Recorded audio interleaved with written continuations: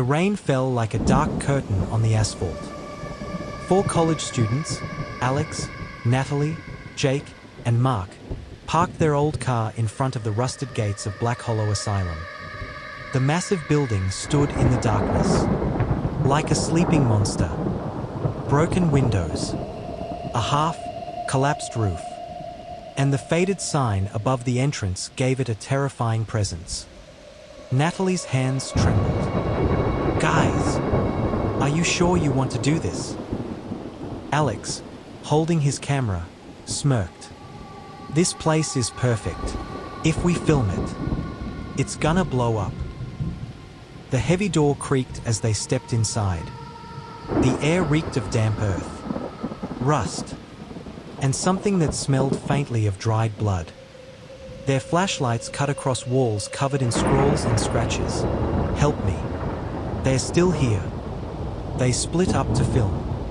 Jake pushed open the door to an old treatment room. The bed inside still had cracked leather straps tied tightly. Suddenly, a whisper brushed against his ear. "Sleep. Just sleep." His flashlight flickered. When it lit again, words smeared in fresh blood were on the wall in front of him. "You are next." Natalie screamed from the main hall. The others rushed over. Her face was pale. "I swear, I saw someone, a woman in white. She just walked past." They followed bloody footprints across the wet floor. The trail led down to the basement. The iron door groaned open. A wave of rot and decay hit them. The basement walls were covered with old writings and claw marks. In the center of the room sat a wooden chair with torn straps. On the wall behind it, freshly written in what looked like blood, were the words, "Welcome back." Mark whispered with a shaking voice, "Who wrote this? We are not alone." Footsteps echoed from the dark. A tall shadow, its eyes glowing white, emerged slowly. Their flashlights sputtered, blinking out one by one. Darkness swallowed them. The only sound was heavy breathing. Getting closer.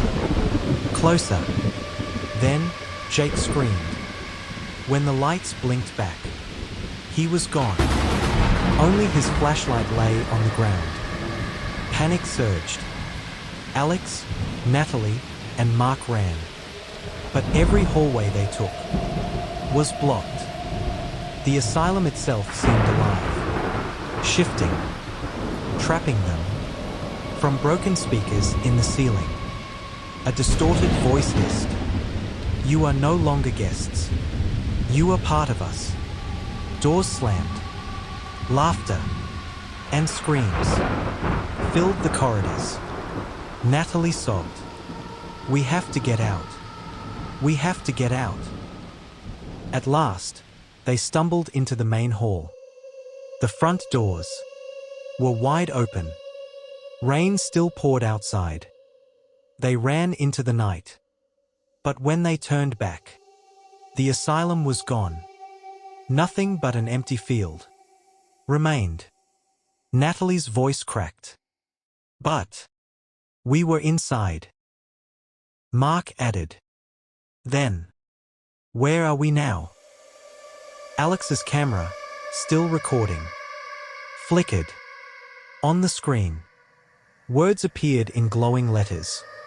"Welcome to Black Hollow."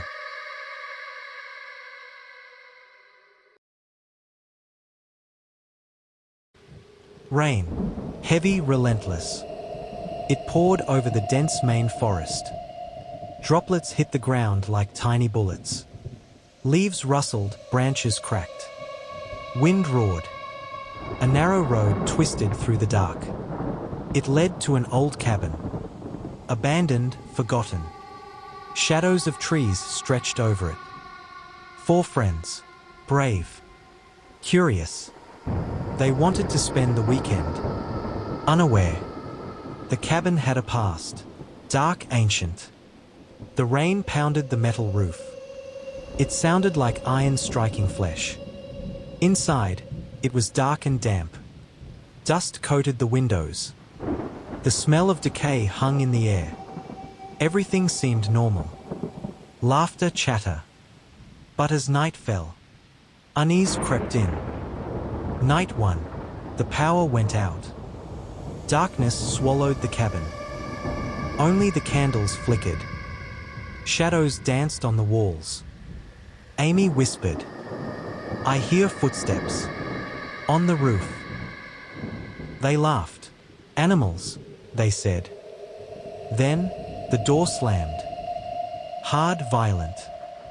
Silence. Midnight. Rob woke. A whisper. From the forest. "Go back.